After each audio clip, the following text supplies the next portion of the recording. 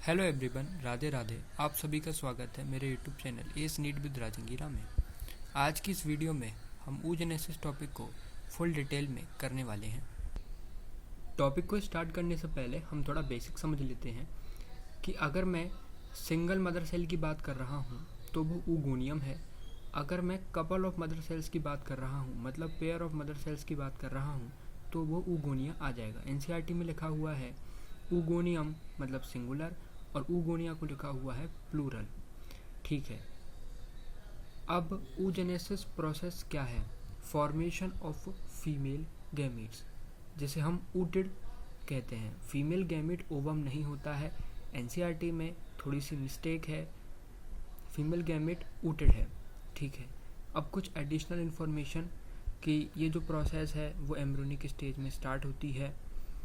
Oogonium जो होता है, मतलब कि जो सिंगल मदर सेल होती है, उसके अंदर प्राइमरी oocyte होता है जो क्या बनाता है? Primary follicle. तो अगर मैं बात करूं कि प्राइमरी फॉलिकल के अंदर क्या है, तो प्राइमरी फॉलिकल के अंदर हमारी single layer of granulosa cells हैं और क्या है? प्राइमरी oocyte है। अब हमको पता है कि मेल और फीमेल गैमीट्स के अंदर कौन सी इपिथीलियम होती है? जर्मिनल इपिथीलियम होती है। ठीक है, अब आगे चलते हैं। oogenesis प्रोसेस में टोटल 4 फेज हैं। पहला है मल्टीप्लिकेशन फेज। इससे क्या होगा? मदर सेल्स अपना नंबर इंक्रीज करेंगी।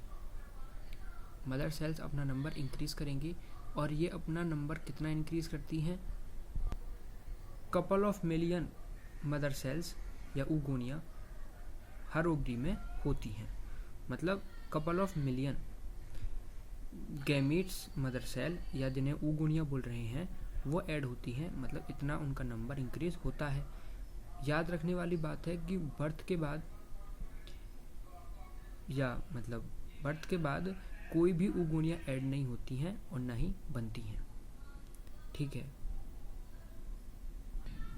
तो जैसे कि हम देख रहे हैं कि पहली फेज है हमारी मल्टीप्लिकेशन फेज।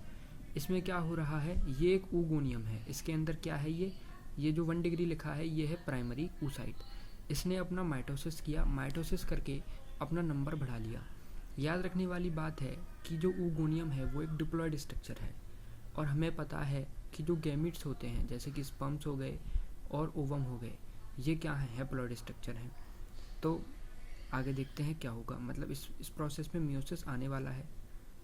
मियोसिस आता है गैमीट्स के लिए क्योंकि हमें इसको हैप्लॉयड में ले जाना है। नेक्स्ट फेज आता है ग्रोथ फेज। ग्रोथ फेज मतलब इसको न्यूट्रिएंट्स जो भी इनको चाहिए इनकी ग्रोथ होगी। मतलब ये हमारे पास था ऊगोनिया की ग्रोथ हो गई और ये थोड़ा साइज में बड़ा हो गया। इसके अंदर क्या है? Primary oocyte। ठीक है, उसके बाद थर्ड फेज आती है मैचुरेशन फेज। मैचुरेशन फेज मतलब मैच्योर हो रहे हैं गैमीट्स या डिफरेंशिएशन फेज भी बोलते हैं इसे। इसमें क्या होगा? डिवीज़न होगा। ठीक है, तो आप यहाँ पर देख पाएंगे कि ये हमारा क्या था? सर ये हमारा था ऊगोनिया जिसका साइज अब बड़ा हो चुका है और ये है अपना प्राइमरी oocyte। इसमें मियोसिस 1 हुई और 2 स्ट्रक्चर बने।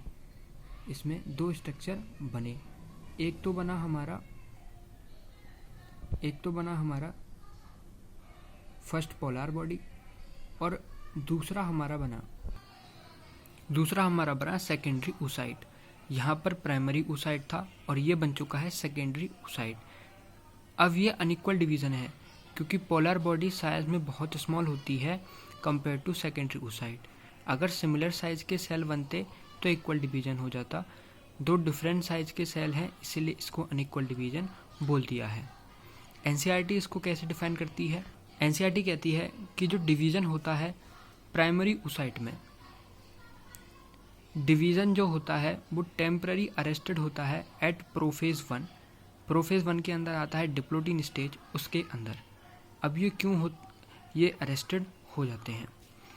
अब ये कैसे होता है? मियोसिस 1 के अंदर होगा प्रोफेज 1 के अंदर होगा डिप्लोटिन, जहाँ पर डिवीज़न टेम्पररी स्टॉप होगा। किसके अंदर? प्राइमरी oocyte के अंदर। हमने पढ़ा था मियोसिस में 2 स्टेप होते हैं, मियोसिस 1 एंड मियोसिस 2। मियोसिस 1 को हम रिडक्शनल डिवीजन बोलते हैं और मियोसिस 2 को इक्वेशनल डिवीजन बोलते हैं। तो सेकंड डिवीजन भी होने वाला है। तो जब सेकंड डिवीजन होगा तो अब फर्स्ट पोलर बॉडी से हमें कोई मतलब नहीं है, डिवीजन इसका होगा। सेकेंडरी उस साइड में मियोसिस 2 होगा और दो स्ट्रक्चर बनेंगे, एक सेकंड पोलर बॉडी बनेगा और एक अपना फीमेल गैमेट बनेगा जिसको हम ऊटेड बोल रहे हैं। अब दिक्कत, अब आप कहेंगे कि अभी तो डिवीज़न स्टॉप था, तो डिवीज़न कैसे हो गया? ये जो डिवीज़न स्टॉप हुआ है ये एम्ब्रियोनिक स्टेज में हुआ है। जब बर्थ हो जाती है तो बर्थ के बाद प्यूबर्टी आती है, प्यूबर्टी के बाद जब मेंस्ट्रुअल साइकिल स्टार्ट होती है तो मेंस्ट्रुअल साइकिल में फॉलिकुलर फेज के अंदर प्राइमरी फॉलिकल सेकेंडरी फॉलिकल में कन्वर्ट होती है, सेकेंडरी फॉलिकल टर्सरी फॉलिकल में कन्वर्ट होती है। और टर्सरी फॉलिकल को हम कैसे पहचानते हैं? एक फ्लूइड फिल्ड कैविटी होती है जिसको हम एंट्रम बोलते हैं, उससे हम पहचान लेते हैं कि भाई ये टर्सरी फॉलिकल है। इसके अंदर मियोसिस 1 अपना कंप्लीट हो जाता है और मियोसिस 2 अपना स्टार्ट हो जाता है, ठीक है। और अगर हम आगे थोड़ा देखें तो टर्सरी फॉलिकल के बाद ग्राफियन फॉलिकल बनता है, ग्राफियन फॉलिकल के बाद ओवुलेशन हो जाता है, मतलब कि सेकेंडरी oocyte रिलीज हो जाता है। सेकेंडरी oocyte रिलीज होता है, याद रखने वाली बात है, सेकेंडरी oocyte रिलीज होता है, फीमेल गैमीट रिलीज नहीं होता है। उसके बाद सेकेंडरी oocyte अगर इससे निकल चुका है तो कॉर्पस लुटियम, मतलब कहने का मतलब है कि ये जो एक मतलब है स्ट्रक्चर, इससे सेकेंडरी oocyte अगर निकल जाएगा तो ये जो स्ट्रक्चर है, तो ये स्ट्रक्चर सेकेंडरी oocyte यहाँ से निकल जाएगा ओवुलेशन के टाइम पे, और ये जो स्ट्रक्चर है इसको कॉर्पस लुटियम हम बोल देंगे। तो जब टर्सरी फॉलिकल मतलब जब बन जाती है तो मियोसिस 1 कंप्लीट हो जाता है और मियोसिस 2 स्टार्ट हो जाता है। अब मियोसिस 2 भी कंप्लीट नहीं होता, मियोसिस 2 भी मतलब कि अब देखिए प्राइमरी oocyte का मियोसिस 1 हुआ जो कि स्टॉप था, वो कंप्लीट होके सेकेंडरी oocyte बन गया। अब सेकेंडरी oocyte का डिवीज़न मियोसिस 2 होगा और अपना फीमेल गैमेट बन रहा था, अब इसका डिवीज़न भी स्टॉप होगा। Division in secondary oocyte is temporary paused, division जो होगा सेकेंडरी oocyte में वो टेम्पररी पॉज्ड होता है ड्यू टू मेटाफेज एमपीएफ की वजह से। ये एक मेटाफेज के अंदर कोई एक चेकर होता है मेटाफेज 2 के अंदर जो कि इस डिवीज़न को स्टॉप करता है टेम्पररी। उसके बाद ओवुलेशन हो जाता है, ओवुलेशन में सेकेंडरी oocyte रिलीज होता है, फीमेल गैमेट रिलीज नहीं होता है। उसके बाद एम्पुलर रीजन में फर्टिलाइजेशन होना था, जैसे ही स्पर्म जोना पेलुसिडा को टच करेगा एक लेयर होती है फीमेल, मतलब कि ये जो सेकेंडरी oocyte मतलब जो था इसके ऊपर 2-3 लेयर होती हैं, कोरोना रेडियाटा जो हमने बोला था सेम वही। तो अब जैसे ही जोना पेलुसिडा जो कि एक लेयर है उससे स्पर्म का हेड या एक्रोसोम कांटेक्ट में आएगा तो मियोसिस 2 कंप्लीट हो जाएगा और ऊटेड बन जाएगा जिसको हम फीमेल गैमेट कहते हैं। इसको हम एक डायग्राम से समझ सकते हैं। अब यहाँ पे दिखाएंगे ये अपना जोना पेलुसिडा की लेयर है। अब ये जो जोना पेलुसिडा की लेयर है स्पर्म का हेड आएगा, ये जो होता है एक्रोसोम होता है, एक्रोसोम का जो हेड होता है वो कुछ एंजाइम से फिल्ड होता है।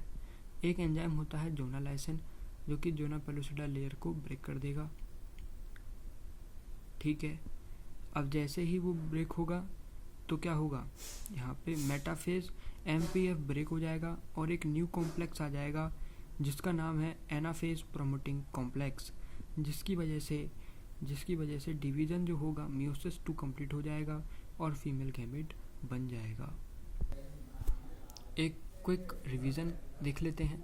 मियोसिस 2 जो कि मेटाफेज 2 में पुष्ट था ड्यू टू एमपीएफ, जब स्पर्म या male gamete touches zona pellucida layer जो कि एक नॉन सेलुलर है, ए सेलुलर लेयर होती है, तो डिवीज़न स्टार्ट हो जाएगा, मतलब एमपीएफ ब्रेक हो जाएगा because of APC anaphase promoting complex, क्योंकि ये जो कॉम्प्लेक्स है ये एक्टिवेट हो जाएगा, इसकी वजह से डिवीज़न स्टार्ट हो जाएगा।